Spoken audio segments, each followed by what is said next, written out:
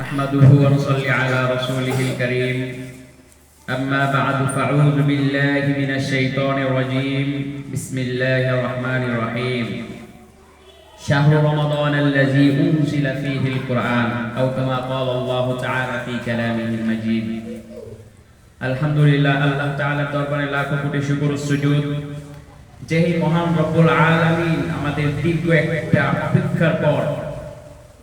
একটা প্রতীক্ষার পর আল্লাহ তাআলা আমাদের রমজানের হার প্রান্তে পৌঁছে দিয়েছেন সেই জন্য আমরা দিল থেকে শুকরিয়া আদায় করি আলহামদুলিল্লাহ।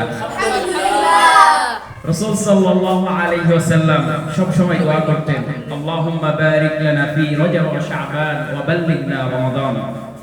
হে আল্লাহ, আপনি আমার রজব শাবানে বরকত দান করেন এবং আমাকে রমজানে পৌঁছায় দেন।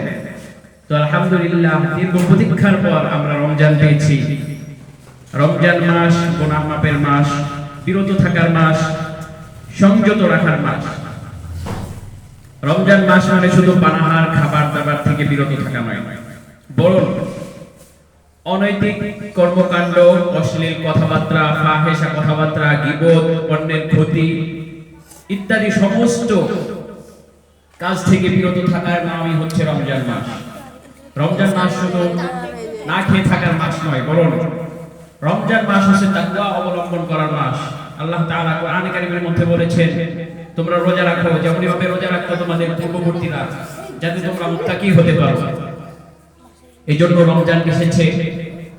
রমজানের কিছু করণীয় এবং বর্জনীয় বিষয় নিয়ে আমরা সংক্ষিপ্ত আলোচনা করব ইনশাআল্লাহ তাআলা। রমজান মাস বরকতপূর্ণ মাস। এই মাসে যদি কোনো মানুষ, যদি কোনো মুমিন বান্দা একটা নেকি করে, তাহলে অন্য মাসের তুলনায় তার 70 বা 700 কোথাও কোথাও আছে এর থেকে অধিক আরো মর্যাদা বৃদ্ধি করে দেওয়া হয়। সুবহানাল্লাহ। এজন্য আমাদের বেশি বেশি ইবাদত বন্দেগীর মধ্যে এই মাসকে অতিবাহিত করতে হবে।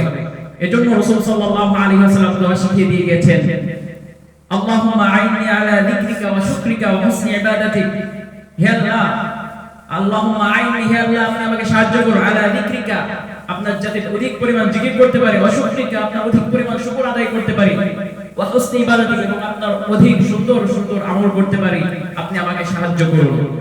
এজন্য আমরা আল্লাহর সাহায্য কামনা করব, কারণ আল্লাহর সাহায্য ছাড়া কোনো কিছুই সম্ভব হয় না।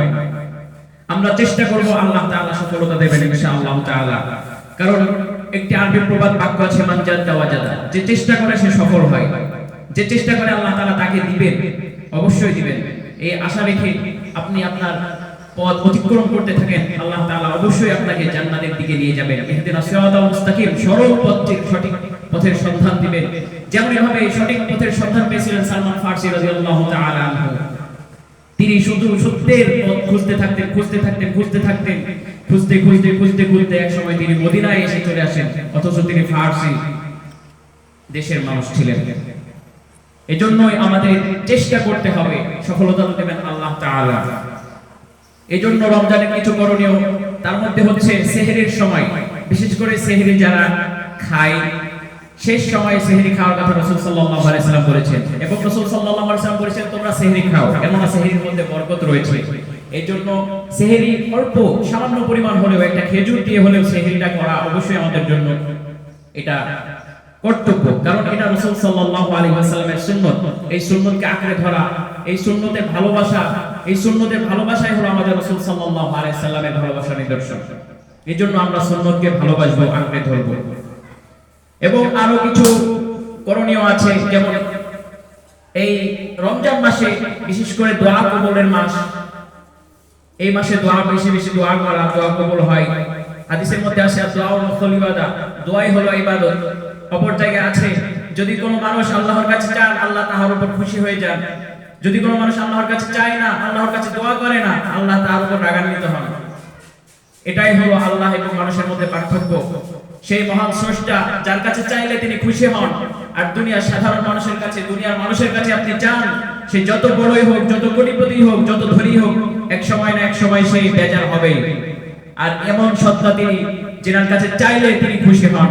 এজন্য রমজানে আমরা বেশি বেশি আল্লাহর কাছে দোয়া করব, বেশি বেশি চাবো, সব মনের স্বপ্নগুলো পূরণ করার জন্য, বাস্তবায়ন করার জন্য আল্লাহর কাছে দোয়া করব এবং আমি নিজে চেষ্টা করতে থাকবো। এজন্য ইফতারের সময় বিশেষ করে এবং সব সময় দোয়ার মধ্যে লেগে থাকা এবং বেশি বেশি কোরআনুল কারীম তেলাওয়াত করা।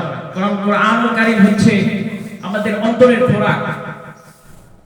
আল্লাহ তাআলা কোরআনে কারীমের মধ্যে বলেছেন, আলা বিযিকরিল্লাহি তাতমাইন্নুল কুলুব।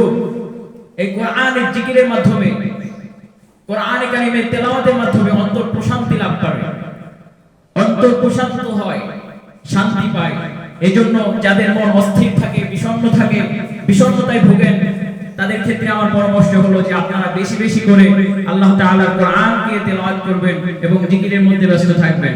আল্লাহ তাআলা আমাদের জিকির বেশি বেশি আল্লাহ তাআলার জিকির করার তৌফিক দান করুন, আমিন। এবং কিছু বর্জনীয় কাজ রয়েছে রমজান মাসে, যেগুলো থেকে আমাদের বিরত থাকতে হবে।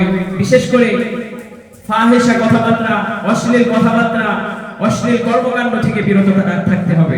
কারণ এটা রমজান মাস, এটা ইবাদত বন্দেগীর মাস, তাকওয়া অবলম্বন করার মাস।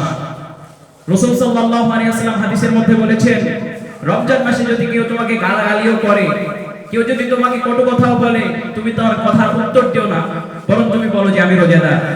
এই হাদিস থেকে বোঝা যায় যে কেউ যদি তোমাকে কথা বলে, কথা শোনায়, তোমার কথা বলার সামর্থ্য আছে, তুমি চাইলে তার উত্তর দিতে পারো, তুমি চাইলে তার প্রতিবাদ করতে পারো। তারপরেও তুমি আল্লাহর ভয়ে, আল্লাহর সন্তুষ্টির জন্য, রাসূল সাল্লাল্লাহু আলাইহি সাল্লামের হাদিসের উপর আমল করার জন্য তুমি চুপ থাকো। রাসূল সাল্লাল্লাহু আলাইহি সাল্লাম অপর হাদিসে বলেছেন, মান সামাতা নাজা, যে চুপ থাকে সে নাজাত পায়। মাওলানা তারিক জামিল সাহেবের থেকে একটা কথা শুনেছিলাম যে আমি বলে কখনো ততটা তৃপ্তি পাইনি যতটা তৃপ্তি পেয়েছি না বলে।